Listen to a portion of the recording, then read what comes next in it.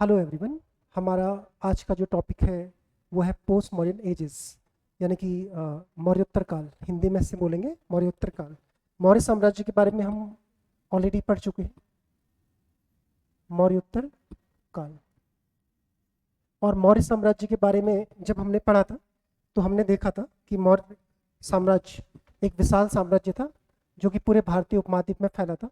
सिर्फ deep south में अगर हम देखें चोल, चेर और पांड्य को छोड़ के लगभग पूरे भारतीय उपमहाद्वीप में उसका नियंत्रण था। लेकिन मौर्य साम्राज्य के विघटन के पश्चात, खासकर जब अशोक की मृत्यु हुई, उसके बाद धीरे धीरे जो मौर्य साम्राज्य था वो बिखर गया।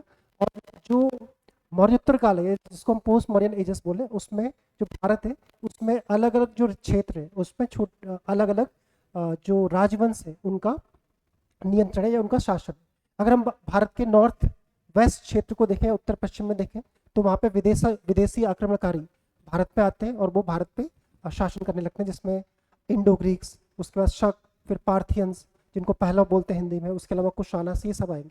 अगर हम सेंट्रल इंडिया वाला रीजन देखें, यानी कि मगध वाला रीजन जो पाटलिपुत्र के आसपास है, वहाँ पे सुंग डायनेस्टी रूल करेगी। पुष्यमित्र सुंग उसको फाउंड करेंगे। और उसके बाद कण्व डायनेस्टी। इसके बाद अगर हम कलिंगा वाला रीजन देखें तो अशोक की डेथ के बाद कलिंगा इंडिपेंडेंस डिक्लेयर कर देगा और वहाँ पे एक डायनेस्टी रूल करेगी जिसको चेरी डायनेस्टी बोलते हैं। उसका जो फाउंडर है उसको महामेघवान मेघवान भी बोलते हैं, इसलिए इस डायनेस्टी को महामेघवान बोलते हैं। और इसका जो प्रसिद्ध शासक है खारवेल, जिसने हाथी गुम्फा इंस्क्रिप्शन को जारी किया था।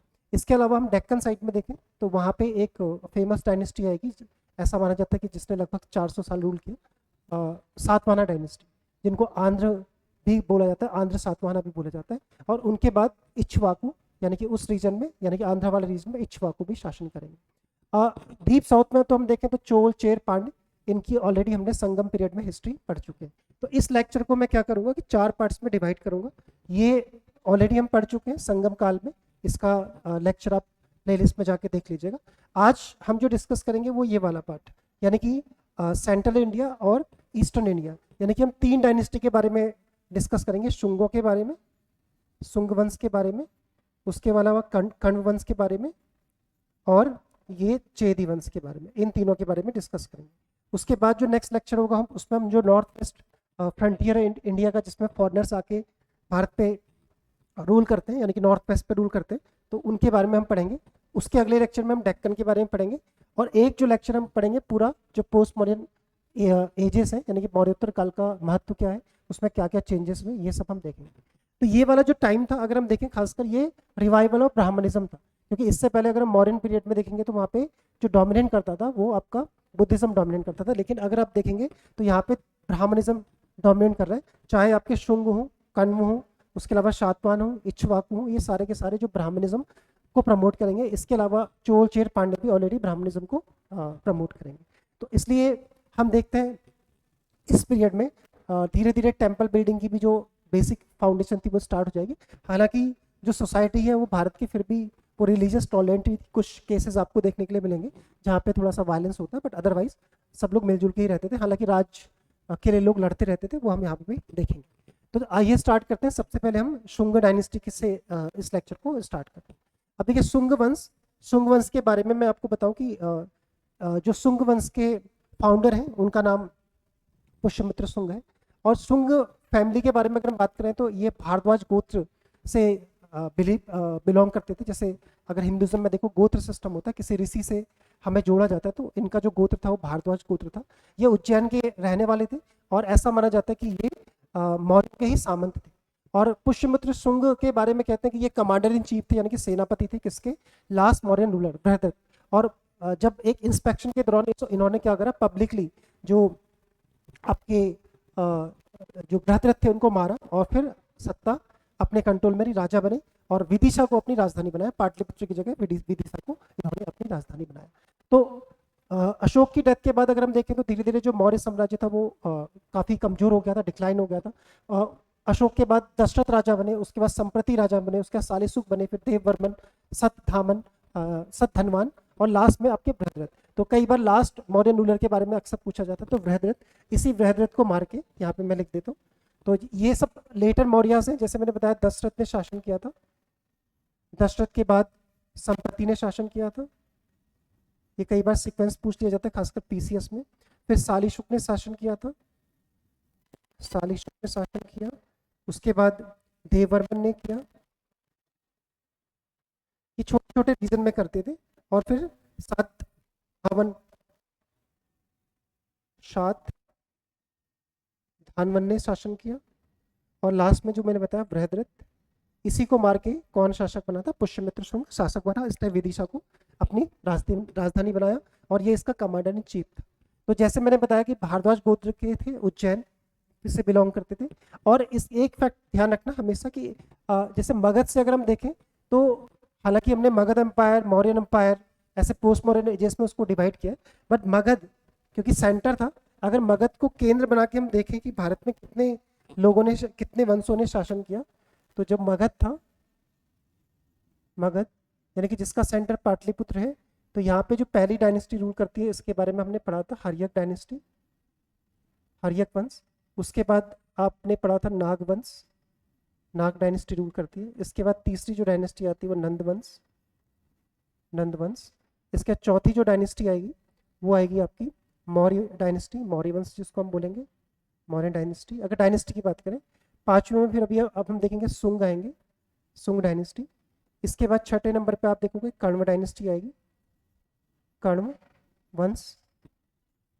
और इसके बाद अगर हम 7 नंबर पे देखेंगे तो फिर इसके बाद कण्व वंश के जो लास्ट रूलर थे, जिनको मार के सिमुक सातवाहना जो डायनेस्टी थी उसको यहाँ पे स्टैब्लिश करेगा। तो अगर हम देखें सीक्वेंस को तो Haryanka dynasty, Naga dynasty, Nanda dynasty, Mauryan dynasty, Shunga dynasty और कण्व डायनेस्टी।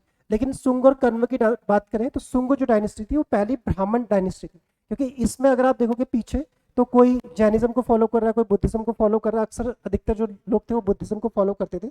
लेकिन अगर प्योर ब्राह्मण डायनेस्टी की बात करें यानी कि ब्राह्मण वंश की, तो ये कौन सी थी? शुंग वंश की। तो ये भी कई बार वनडे एग्जाम या पीसीएस टाइप का क्वेश्चन बन सकता है, तो ये आपको फैक्ट ध्यान में रखना है।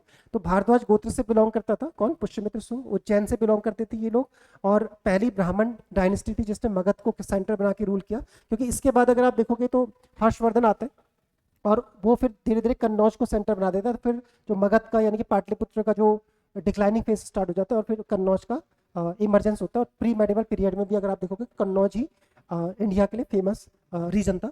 और इस तरीके से अगर आप देखेंगे तो इसने अपने राजा को मार के फिर ये शासक बने। अब आगे हम देखते हैं पुष्यमित्र शुंग के बारे में कि पुष्यमित्र शुंग ने क्या क्या अचीवमेंट्स की थी या उसके टाइम पे क्या क्या चीजें हुई। सबसे पहले हम इसका रूल देखते हैं कि 185 बीसी से 149 बीसी, टाइमलाइन तो उतनी इंपॉर्टेंट नहीं। पुराणों में खासकर जैसे हम देखेंगे वायु पुराण, मत्स्य पुराण, इन सब में पुराणों में इसकी चर्चा की गई है कि इसने क्या करा है, कितने साल रूल किया। लगभग 36 ईयर्स का इसका रूल है, ये पुराणों के अकॉर्डिंग है। और जैसे मैंने बताया था कि ब्राह्मणिज्म को ये फॉलो करता था। ब्राह्मणिज्म को फॉलो करने के अलावा इसने क्या किया था, ब्राह्मणिज्म को ये फॉलो करता था। और ब्राह्मणिज्म के अलावा जो बुद्धिस्ट लिटरेचर है, जैसे बुद्धिस्ट लिटरेचर में एक बुक है दिव्य वदान, दिव्य वदान में बताया गया है कि इसने क्या किया था, बुद्धिज्म को डिस्ट्रॉयड किया था। और इसने अशोक के द्वारा बनाए हुए 84,000 जो स्तूपास थे, 84,000 जो स्तूपास थे उनको भी क्या करा था, डिस्ट्रॉयड किया था, ऐसा माना। बट ऐसा नहीं था, क्योंकि इसी के टाइम पे अगर हम देखें तो जो भरूच स्तूपा है और सांची का स्तूपा, उनका भी रिकंस्ट्रक्शन किया गया था। तो ऐसा, लेकिन बुद्धिस्ट जो लिटरेचर उसमें ऐसा कहा गया है, तो हो सकता है इसने कुछ ना कुछ डिस्ट्रक्शन किया होगा। लेकिन खासकर इन्होंने क्या किया था, जो शुंग लोग थे, इन्होंने ब्राह्मणिज्म को प्रमोट किया। इसी के टाइप पे कहते हैं कि इसी के जो कंटेम्पररी थे वो पतंजलि थे, जिन्होंने महाभाष्य की रचना की है। और एक्चुअल में जो महाभाष्य है वो पाणिनि की अष्टाध्यायी पे एक कमेंट्री यानी कि टीका है। तो पतंजलि ने क्या लिखा है, महाभाष्य। और पतंजलि आपको पता है कि योग जो फिलोसफी है उसके भी प्रोपाउंडर है। योग सूत्र नामक इन्होंने एक रचना की थी। इन्हीं के टाइम पे कहा जाता है कि मनुस्मृति की भी रचना पुष्यमित्र शुंग के काल में ही की गई थी, शुंग डायनेस्टी के टाइम पे की गई थी। ऋषि भृगु थे, इन्होंने इसकी रचना की थी। मनुस्मृति एक्चुअल में क्या है, धर्म सूत्र है यानी कि लॉ बुक है। हालांकि कुछ कंट्रोवर्शियल है, बट इसी बुक में ये भी कहा गया है कि जहाँ पे महिलाओं का सम्मान होता है वहां पे देवता बसते हैं, ऐसा भी यहाँ पे कहा गया। हालांकि कुछ जो बातें हैं उसकी कंट्रोवर्शियल है, वो हमेशा कंट्रोवर्शियल का टॉपिक रहता है। तो यहाँ पे देखिए, जैसे हमने बताया था कि फाउंडर है ये शुंग डायनेस्टी का, और इसने ब्राह्मणिज्म को फॉलो किया था। और अश्वमेध यज्ञ जैसे हमने पढ़ा था जब हमने अश्वमेध यज्ञ, जब हमने वैदिक रिलीजन को पढ़ा था, क्योंकि ये अश्वमेध ये इसने परफॉर्म किए थे 2 बार, और एक बार 2 बार इसने अश्वमेध यज्ञ को फॉलो किया। उसके अलावा राजसूय यज्ञ, वाजपेयी यज्ञ भी किए, जो हमने वैदिक रिलीजन में पढ़े थे, क्योंकि ये दोबारा से जो वैदिक रिलीजन था उसका रिवाइवल था। और एक बार जब इसने परफॉर्म किया था तो पतंजलि इसके क्या थे, पुरोहित थे पतंजलि। 2 बार अश्वमेध यज्ञ किया, एक बार पतंजलि इसके पुरोहित थे। और पतंजलि के बारे में मैंने बताया था कि इनकी 2 बुक फेमस है, एक महाभाष्य, ये बहुत फेमस बुक है, बार बार एग्जाम में पूछी जाती है, और योग सूत्र। योग सूत्र में इन्होंने योग फिलोसॉफी को दिया है, जो आज बड़ी फेमस है। महाभाष्य मैंने जैसे बताया था कि महाभाष्य क्या है, जो पाणिनि की अष्टाध्यायी है उसकी उस पर टीका है। अष्टाध्यायी, अष्टाध्यायी संस्कृत ग्रामर की एक बुक है, उस पर टीका है। टीका का मतलब कमेंट्री है। कौन सी? ये महाभाष्य। तो इसको आप ध्यान में रखिएगा। और इसने जैसे मैंने बताया था कि मनुस्मृति जो एक लॉ बुक है भारत की, मनुस्मृति हालांकि कंट्रोवर्शियल, लेकिन इसमें कुछ बातें, मनुस्मृति का मीन्स है कि सोसाइटी को कैसे गवर्न करना चाहिए, रूल्स एंड रेगुलेशन इसमें दी है, कुछ कंट्रोवर्शियल चीज़ें भी है, बट इसी के टाइम पे इसकी भी रचना हुई। और जो महर्षि भृगु थे, ऐसा माना जाता है कि उन्होंने इसकी रचना की। तो ये भी एग्जाम के पॉइंट ऑफ व्यू से इम्पोर्टेंट है, महर्षि भृगु। तो ये कुछ चीज़ें थी जो हमने इसके बारे में डिस्कस किया। इसके बाद हम देखते हैं कि बुद्धिज्म के बारे में, जैसे मैंने बताया था, इसको ऐसा माना जाता है कि दिव्य वदान एक फेमस बुक है। दिव्य वदान अवदान टेक्स्ट का पार्ट है। बुद्धिस्ट लिटरेचर एक लेक्चर हमने पीछे लिया था, उस लेक्चर को देख लीजिएगा, तो वहाँ पे अवदान टेक्स्ट के बारे में बताया। तो दिव्य वदान में इसको क्या बताया, डिस्ट्रॉयर ऑफ बुद्धिस्ट मठास, यानी कि बुद्धिस्ट जो मठ है उनका डिस्ट्रॉयड बताया गया, कि इसने सारे जो मठ थे, यानी कि लगभग 84,000 स्तूपास जिनको अशोका ने बनाया था, उसको सब इसने डिस्ट्रॉयड किया। लेकिन ये बात पूरी तरीके से सच नहीं है, क्योंकि इसी के टाइम पे मैंने बताया था स्टार्टिंग में लेक्चर के कि भरूच और जो सांची के स्तूप है उसको रिकंस्ट्रक्ट किया गया। भरूच का स्तूप फेमस है, और सांची तो आपको पता है यूनेस्को वर्ल्ड हेरिटेज साइट भी है। और सांची जो स्तूपा है उसकी जो स्टोन गेटवे था, उसको इसी ने, गेटवे का मतलब जो तोरण मूर्ति, उसको इसके टाइम पे बनाया गया। क्योंकि क्या कहा जाता है कि जो मौर्य थे उस टाइम पे जो रेलिंग होती थी, या रेलिंग यानी कि स्तूपा, स्तूपा का अगर आप स्ट्रक्चर देखोगे तो इस तरीके से स्तूपा को बनाया जाता था। स्तूपा आर्ट एंड कल्चर में, बाकी हम इसको डिटेल में पढ़ेंगे। ये एक अंडाकार होता था इधर पे, यहाँ पे कुछ रिलिक्स वगैरह रखे जाते थे। रिलिक्स का मतलब बौद्ध धर्म से रिलेटेड अवशेष। फिर यहाँ पे एक स्ट्रक्चर होता था, ये हर्मिका बोलते थे इसको, हर्मिका। और हर्मिका के ऊपर फिर छत्रावली होती थी, जिसमें कई बार 3 छत्र होते थे, छत्रावली ऐसे होता था। और इसके चारों ओर से घेरने के लिए इसको रेलिंग होती थी, वेदिका इसको बोलते थे। तो ये जो रेलिंग होती थी, और उसके अलावा गेटवे भी होते थे। गेटवे का मतलब जिनको तोरण बोलते थे। जैसे मान लीजिए ये स्तूपा है, तो चारों ओर से गेट होता था। ये मान लीजिए स्तूपा है, तो इधर से भी गेट होगा, इधर से भी गेट होगा, इधर से भी गेट होगा, इधर से भी गेट होगा। तो ये जो तोरण होते थे, तोरण, इनको तोरण बोलते थे, दरवाजा। और ये रेलिंग होती थी जिसको वेदिका बोलते थे। ये मौर्यों के टाइम पे ऐसा माना जाता है कि किसकी होती थी, ये होती थी आपकी लकड़ी की। लेकिन इनके काल में ये जो वेदिका और जो तोरण थे, ये किसके बनने लगे, ये बनने लगे आपके, ये आपके बनने लगे किसके, ये आपके पत्थरों के बनने लगे। तो इस तरीके से हम चेंजेस देखते हैं कि इस टाइम पे हो सकता है कि बुद्धिस्ट ग्रंथों में बड़ा चढ़ा के लिखा हो, बट अगर ऐसा होता तो ये काम इसके टाइम पे नहीं हो पाता, क्योंकि मध्य प्रदेश विदिशा से ही ये रूल करता था, उसी के आसपास ये सारे इलाके हैं, तो ये उनका भी डिस्ट्रक्शन करता हो सकता है। लेकिन हाँ, ऐसे हो सकता है कि ऐसे मठों को इसने डिस्ट्रॉयड किया होगा, क्योंकि जहाँ पे पॉलिटिक्स होती हो राज्य के अगेंस्ट में, तो हो सकता है इसने उनका डिस्ट्रक्शन किया हो। आगे हम देखते हैं कि इसके सामने बहुत सारे चैलेंजेस भी आए। जैसे कि इसको मेनली सबसे बड़ा जो चैलेंज था वो बैक्टीरियन ग्रीक्स, या जिनको हम बाद में इंडो ग्रीक्स भी बोलते हैं, उनसे था। उसके अलावा खारवेल ने भी इसको चैलेंज किया। हालांकि कहा जाता है कि खारवेल ने इसको हरा दिया था, बट खारवेल के जो आगे का मार्च था पाटलिपुत्र की साइड को, इसने रोक दिया था उसको, ऐसा माना जाता है। हालांकि जो खारवेल था वो भी पावरफुल था, और एक बार कहा जाता है कि इसको बैटल में हराया था। तो पहले सबसे पहले हम इंडो ग्रीक्स या बैक्टीरियन ग्रीक्स के बारे में देखते हैं। तो पहले बैक्टीरियन ग्रीक्स इनको क्यों बोले, क्योंकि बैक्टीरियन ग्रीक्स इनको इसलिए बोल रहे क्योंकि ये बैक्टीरिया से बिलोंग करते थे। बैक्टीरिया कौन सी जगह, तो बैक्टीरिया अगर मैप में आप देखोगे तो ये आपका हिंदू कुश पर्वत श्रृंखला है, हिंदू कुश पर्वत श्रृंखला है, और ये ऑक्सस नदी है, ऑक्सस नदी, ऑक्सस नदी, इनके बीच का जो क्षेत्र है ये बैक्टीरिया है। अब देखिए अगर आप हिस्ट्री को ध्यान में रखेंगे तो आप देखोगे कि इस वाले क्षेत्र पे पहले सिकंदर ने आक्रमण किया था, हालांकि उससे पहले अगर आप फॉरेन इन्वेजन भारत पे देखेंगे तो उसका भी मैं आपको एक लिस्ट बता दूं कि जैसे सबसे पहले भारत में क्या हुआ था, पर्शियन इन्वेजन हुआ था, पर्शियन इन्वेजन, जिसमें हमने साइरस इन सब के बारे में पढ़ा, पिछले लेक्चर्स में आप देख लीजिएगा। उसके बाद अलेक्जेंडर का अटैक हुआ जिसको हम ग्रीक इन्वेजन बोलते हैं, ग्रीक इन्वेजन। अब देखिए ये लोग चले गए, उसके बाद आप देखोगे यहाँ पे इस वाले क्षेत्र में सेल्यूसिड एम्पायर का डेवलपमेंट हो गया, और इसके बाद जो सेल्यूकस था उसने कोशिश करी लेकिन वो तो हरा नहीं पाया। इसके बाद इंडो ग्रीक्स आते हैं जो काफ़ी क्षेत्र पे कब्जा कर लेते हैं, वही बैक्टीरियन ग्रीक्स है।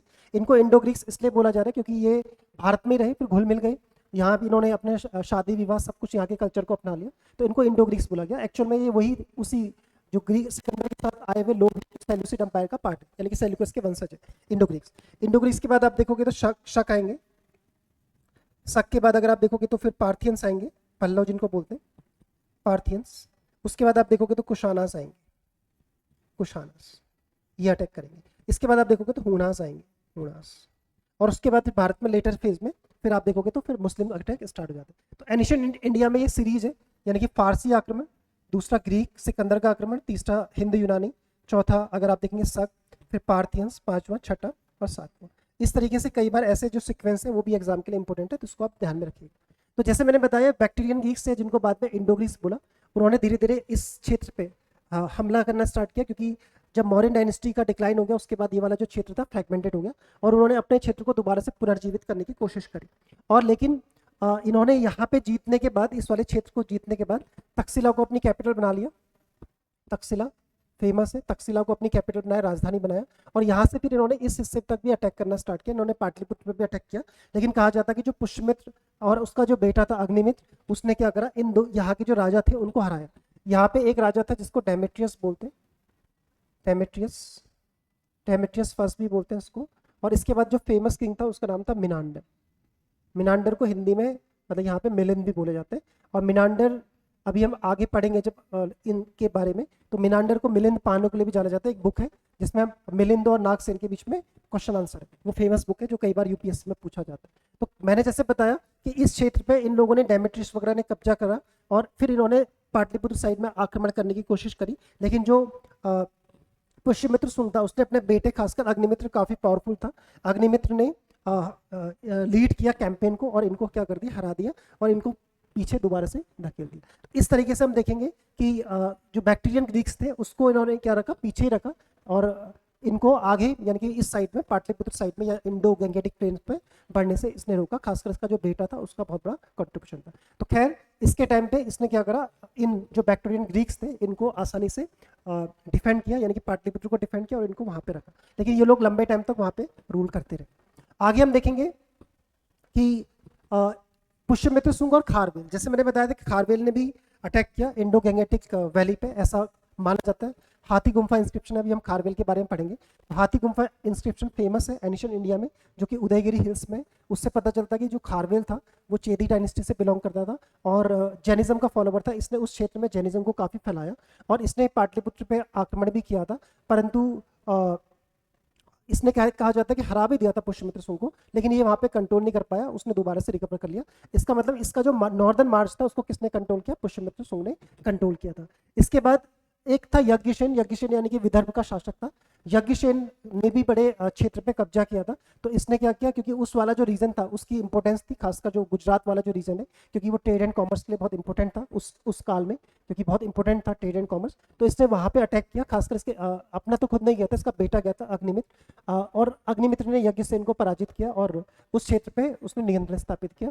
यहीं पे यज्ञमित्र की जो अग्निमित्र की मुलाकात होती है आपकी मालविका से, शायद वो यज्ञसेन की बेटी थी और दोनों के बीच में लव अफेयर स्टार्ट होता है। और वो जो स्टोरी है, एक फेमस बुक है, एक फेमस प्ले है, यानी कि नाटक है कालिदास का मालविका अग्निमित्रम, उसमें वो दिया गया है और इसको यूपीएससी ने पूछा है और कई बार अलग अलग एग्जाम में भी पूछा गया है। तो कालिदास का फेमस मालविका अग्निमित्र उसी ये पुष्यमित्र के बेटे अग्निमित्र और मालविका की लव स्टोरी के बारे में उसमें दिया गया। इस तरीके से ये पुष्यमित्र के बारे में इंफॉर्मेशन थी। अब हम आगे देखते हैं जो इसका बेटा अग्निमित्र, अग्निमित्र के बारे में मैंने बताया कि बस आपको ध्यान रखना है खासकर, बाकी तो इसने इंडो ग्रीस को भी हराया था, यज्ञसेन को भी हराया था। मालविका अग्निमित्र ये कालिदास का फेमस प्ले है, कई बार एग्जाम में पूछा गया। मालविका अग्निमित्रम, अग्निमित्रम ये मैंने बताया किसकी लव स्टोरी है, ये मालविका और अग्निमित्र की लव स्टोरी है। मालविका प्लस अग्निमित्र की लव स्टोरी, इनकी प्रेम कहानी। कालिदास, हालांकि जो कालिदास है वो आपको पता है कि वो गुप्त काल में थे, उन्होंने उस समय लिखा था, लेकिन इसी को सेंटर बना के उन्होंने लिखा था। कालिदास के और भी फेमस प्ले हैं। कालिदास ने प्ले यानी कि नाटक और पोइट्री दोनों किया था। तो उन्होंने अभिज्ञान शाकुंतलम भी लिखा था, वो भी उनका नाटक है। अभिज्ञान शाकुंतलम, शाकुंतलम जिसमें शकुंतला और दुष्यंत की प्रेम कहानी है, उनका बेटा भरत। और इसके अलावा जैसे मालविका अग्निमित्रम अभी मैंने बताया था, इसके अलावा विक्रमोर्वशी ये भी इनका प्ले, विक्रमोर्वशी। उसके अलावा बाकी जो है उनके ऋतु संहार वगैरह वो सब पोइट्री है, उसको हम आगे देखेंगे कालिदास के बारे में। इसके अलावा और भी कुछ रूलर्स हैं, वसुमित्र वगैरह है ना, बट वो इतने इंपॉर्टेंट नहीं है। एक और रूलर है इसका जो जिसको भागभद्र बोलते हैं। भागभद्र ने माना जाता है कि 94 BC से 83 BC के बीच में शासन किया था। इसके ये क्यों फेमस है भागभद्र, भागभद्र, क्योंकि इसके दरबार में कौन आया था, इसके दरबार में हेलियोडोरस आया था। और हेलियोडोरस कौन है, तो एम्बेसडर है किसका, एंटियाल्टिस का। किसका है, एंटियाल्टिस का। एंटियाल्टिस कौन है, एंटियाल्टिस भी एक इंडो ग्रुप रूलर था, उसी का ये राजदूत है। और इसने किसको भेजा था, इस राजदूत को किसके दरबार में, इसके कोर्ट में भेजा था, किसको, हेलियोडोरस को। किसके दरबार में, भागभद्र के दरबार में। और यहाँ पे आके जो हेलियोडोरस है वो बहुत प्रभावित हुआ। किससे प्रभावित हुआ, वो वैष्णविज्म यानी कि भागवत रिलीजन से। क्योंकि जो उसने एक इंस्क्रिप्शन लिखवाया जिसको गरुड़ध्वज या बेसनगर अभिलेख भी बोलते हैं, जैसे यहाँ पे लिखा है बेसनगर, बेसनगर विदिशा में है बेसनगर अभिलेख, इसको गरुड़ ध्वज भी बोलते हैं, गरुड़ ध्वज भी बोलते हैं। यहाँ पे जो हेलियोडोरस है उसने अपने आप को क्या बोला है, यहाँ पे उसने अपने आप को भागवत बोला है। भागवत का मतलब हो गया कि ये भागवत धर्म यानी कि भगवान जो कृष्ण है उनका अनुयायी है, और इसने यहाँ पे भागवतिज्म को अपना लिया था। इससे पता चलता है कि धीरे धीरे उस टाइम पे जो बुद्धिज्म था उसका धीरे धीरे डिक्लाइन हो रहा था, और जो हिंदुज्म या ब्राह्मणिज्म धीरे धीरे दोबारा से अपनी चरम पर आ रहा था। और जो फॉरेनर्स आ रहे थे पहले वो हमेशा किसको अपनाते थे, वो अक्सर बुद्धिज्म से प्रभावित होते थे, लेकिन अब वो किसको अपना रहे, भागवतिज्म या वैष्णविज्म को अपना रहे। और ये हमें बात किससे पता चलती है, बेसनगर इंस्क्रिप्शन से मिलती है।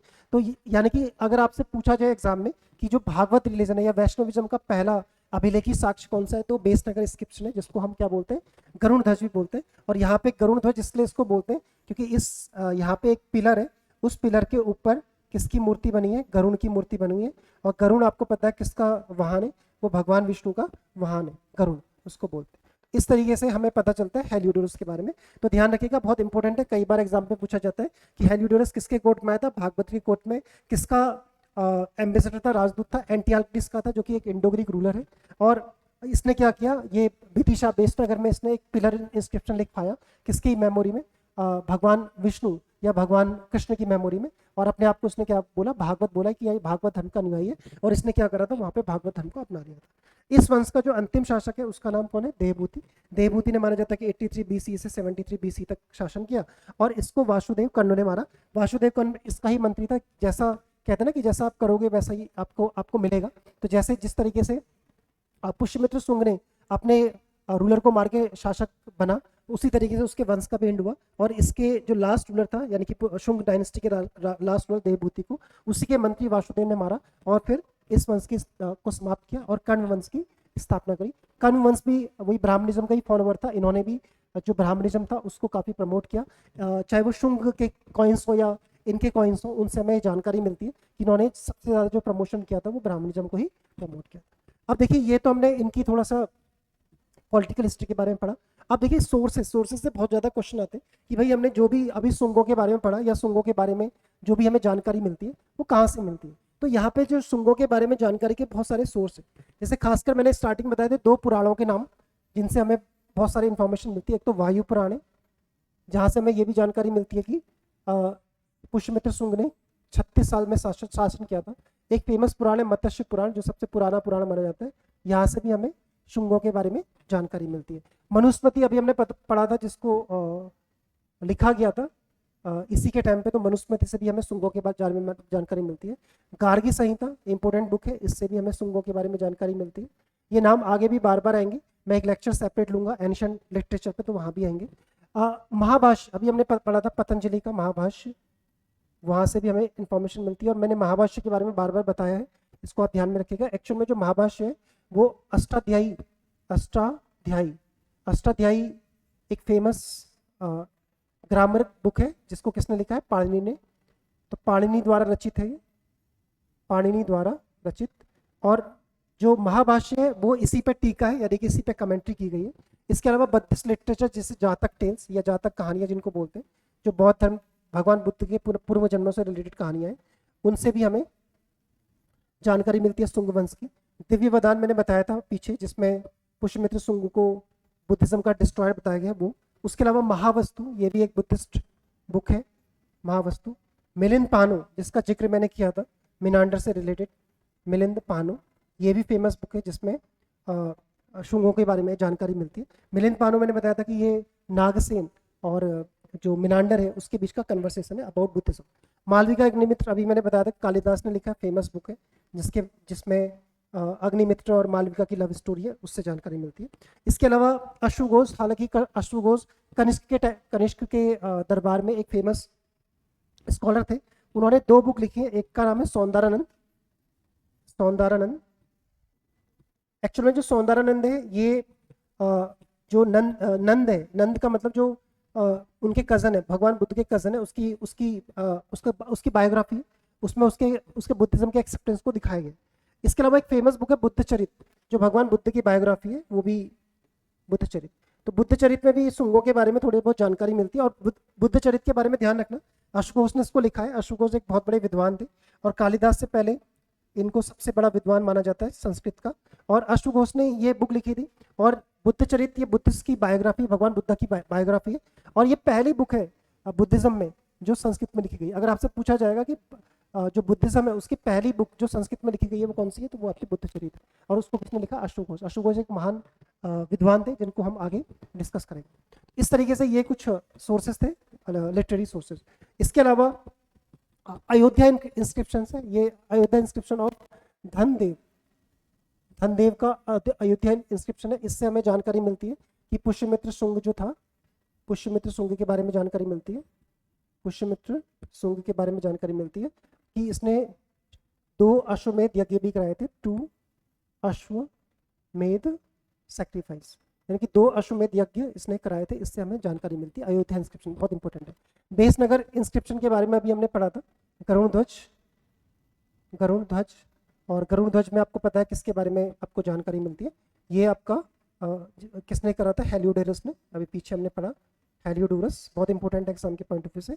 और यहाँ पे इसने अपने आप को भागवत बोला, यानी कि भगवान विष्णु का अनुयायी बताया। इसके अलावा भरूत स्तूप, यहाँ से भी हमें बहुत सारी जानकारी मिलती, बहुत सारे सिक्के इनके हमें मिले जिनसे हमें जानकारी मिली। तो ये सब इंस्क्रिप्शन है, यानी कि अभिलेखी साक्ष्य जो हमें इनके बारे में बताते हैं। अब देखिए शुंग का जो रूल था उसकी क्या क्या इंपॉर्टेंस थी, इन्होंने क्या क्या कॉन्ट्रीब्यूशन किया, इनका इम्पैक्ट क्या पड़ा।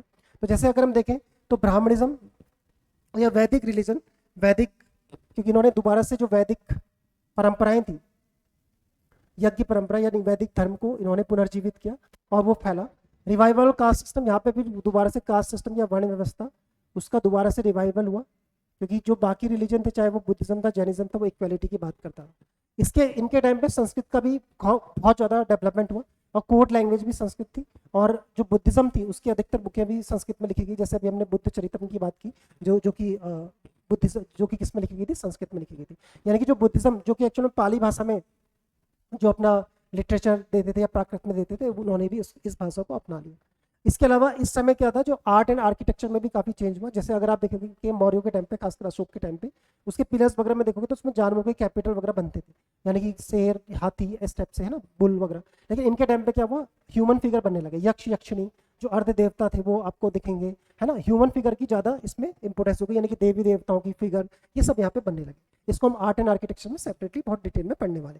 इसके अलावा जैसे मैंने बताया था कि मौर्यों के टाइम पे सबसे ज़्यादा लकड़ी का यूज़ होता था, उनके महल भी लकड़ी के होते थे, पत्थर और लकड़ी का मिक्स। लेकिन यहाँ पे अगर आप देखेंगे तो लकड़ी को धीरे धीरे रिप्लेस किया गया और पत्थर को का यूज़ ज़्यादा होने लगा। जैसे अगर हम देखेंगे कि भारूत स्तूपा, सांची का स्तूपा, जहाँ पे रेलिंग वगैरह मैंने बताया था लकड़ी की होती थी, उसको पत्थर में कन्वर्ट कर दिया गया। इस तरीके से पत्थर का यूज़, स्टोन का यूज़ ज़्यादा होने लगा और लकड़ी के यूज़ को धीरे धीरे क्या कर दिया गया, कम कर दिया गया। और जैसे मैंने बताया कि टेम्पल वैसे बिल्डिंग का जो स्टार्टिंग होती है पूरी तरीके से वो तो गुप्तों के टाइम पे होती है, लेकिन एक बेस इन्होंने तैयार किया था, किसने, शुंगों ने। और खासकर इसका जो एग्जाम्पल है विदिशा का जो विष्णु टेम्पल है वो इसका एग्जाम्पल है। तो ये सारे देखते हैं कि इनका जो कंट्रीब्यूशन था, यानी कि इनका इम्पैक्ट इंडियन सोसाइटी पे है। अब हम आगे देखते हैं कण्व डायनेस्टी के बारे में। तो कण्व डायनेस्टी के बारे में ज़्यादा कुछ है नहीं, यहाँ से क्वेश्चन भी नहीं बनते। बस एक चीज़ आपको ध्यान रखें, इसका फाउंडर कौन है। तो संस्थापक कौन है, फाउंडर वासुदेव है, वासुदेव कण्व। किसको मार के बना था, तो आपने पढ़ा था लास्ट रूलर देवभूति को मार के शासक बना था। उसके बाद भूमिपुत्र नारायण, लास्ट रूलर है वो सुशर्मन है, या सुशर्मा भी बोला जाता है इसको, सुशर्मा। और इसको किसने मारा, इसको सातवाना रूलर शिमुक ने मारा। और फिर इस वाले जो क्षेत्र था उस पर किसका कब्जा हो गया, सातवाना डायनेस्टी। सातवाना डायनेस्टी ने लगभग 400 साल के करीब लंबा रूल किया था। तो सातवाना डायनेस्टी को, जैसे मैंने बताया कि सातवाना और इक्ष्वाकु को हम एक सेपरेट लेक्चर में पढ़ेंगे। अभी हमने सिर्फ 3 डायनेस्टी के बारे में पढ़ना है। किस किस के बारे में, शुंगा के बारे में, कण्वा के बारे में और चेदी के बारे में। तो हमने शुंगा और कण्वा को खत्म कर लिया। ये दोनों ब्राह्मण डायनेस्टी थी, इन्होंने ब्राह्मण रिलीजन को प्रमोट किया। अब जो तीसरी डायनेस्टी है उसको हम बोलते हैं चेदी डायनेस्टी, जिसने कलिंगा में रूल किया।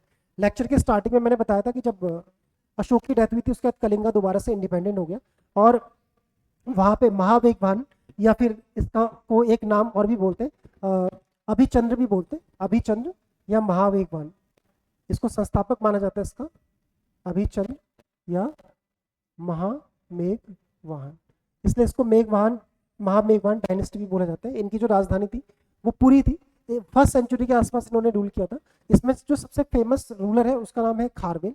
खारवेल, जैसे मैंने बताया था कि स्टार्टिंग में हाथी गुम्फा इंस्क्रिप्शन उसका फेमस है, जो उदयगिरी हिल्स पे सिचुएटेड है। और हाथी गुम्फा इंस्क्रिप्शन में इसको फॉलोवर ऑफ जैनिज्म बता रखा है कि ये जैनिज्म को इसने वहाँ पे उस क्षेत्र में प्रमोट किया था। और इसके बारे में ये भी बताया गया है कि इसने क्या कहा था, हाथी गुम्फा इंस्क्रिप्शन में इसकी विजयों का उल्लेख है कि इसने काफ़ी लोगों को हराया था। और जो हाथी गुम्फा इंस्क्रिप्शन है वो जो जैन ओमकार मंत्र है उससे स्टार्ट होता है। इससे पता चलता है कि ये जैनिज्म का फॉलोवर था। उसी के आसपास इसने रानी गुम्फा है ना, और भी जो है गुफाएं बनाई थी जो जैन मॉन्क को इसने दान में दी थी। रानी गुम्फा फेमस है, वो डबल स्टोरी बिल्डिंग है, उसको भी हम आर्ट एंड कल्चर के जो क्लासेस होंगी उसमें हम डिस्कस करेंगे। तो जो हाथी गुम्फा इंस्क्रिप्शन है उससे इसकी विजयों के बारे में उल्लेख मिलता है। हाथी गुम्फा इंस्क्रिप्शन बहुत इंपॉर्टेंट है, बार बार इसका जिक्र आएगा। हाथी गुम्फा अभिलेख है, इसमें मैंने बताया था कि ये इसमें इसकी विजयों का भी उल्लेख है। और ये एक जैन नमोकार जो मंत्र है उससे स्टार्ट होता है, ब्राह्मी लिपि और प्राकृत लैंग्वेज में इसको लिखा गया। और एक इसके सन के बारे में भी हमें पता चलता है जिसका नाम कुडे पसीरी है। इसके बारे में भी हमें जानकारी मिलती है। कुदे पसीरी इसका बेटा है जिसने इसको सक्सेस किया था। और एक मनकापुरी केव है, वहां पे इंस्क्रिप्शन मिला है, मनकापुरी गुफा से एक अभिलेख मिला है, वहां से इसके बेटे के बारे में जानकारी मिलती है। तो बस इसमें हो सकता है ऐसा पूछ लिया जाए कि मनकापुरी जो गुफा अभिलेख है वो किससे संबंधित है, तो उसके बेटे कुल्हे पसीरी से संबंधित है। बाकी अगर हम देखेंगे कि जो खारवेल था वो भी एक पावरफुल किंगडम रूलर था जिसने कि उस क्षेत्र पे काफ़ी अच्छे से शासन किया। कहा जाता है कि उसने वहाँ पे सिंचाई व्यवस्था को भी दुरुस्त किया और कहा जाता है कि इसने पाटलिपुत्र को भी जीता और वहाँ से जो महापद्मनंद एक जिन मूर्ति को ले गया था विजय स्तंभ के रूप में उसको दोबारा से वापस लाया और इसने कलिंगा क्षेत्र को प्रॉस्पर बनाया। उस क्षेत्र में जैनिज्म को भी बहुत ज़्यादा प्रमोट किया। इस तरीके से ये हमारा आज का लेक्चर था। जैसे मैंने स्टार्टिंग में बताया था कि मैं पूरा जो पोस्ट मॉडर्न एजेस है उसको हमने 4 पार्ट्स में पढ़ना है। तो ये पहला लेक्चर था। कल हम लोग जो पढ़ने वाले हैं वो कौन सा पार्ट पढ़ने वाले हैं, वो हम इंडो ग्रीक्स, शक, पार्थियंस और कुशानस के बारे में पढ़ेंगे। उसके बाद अगले लेक्चर में हम पढ़ेंगे आपके इक्ष्वाकुस को और सातवाहनास को। लास्ट लेक्चर में हम पोस्ट मॉडर्न एजेस का ओवरऑल कल्चर, सोसाइटी, एडमिनिस्ट्रेशन वगैरह को हम डिस्कस करेंगे। तो आज के लिए इतना ही। Thank you very much.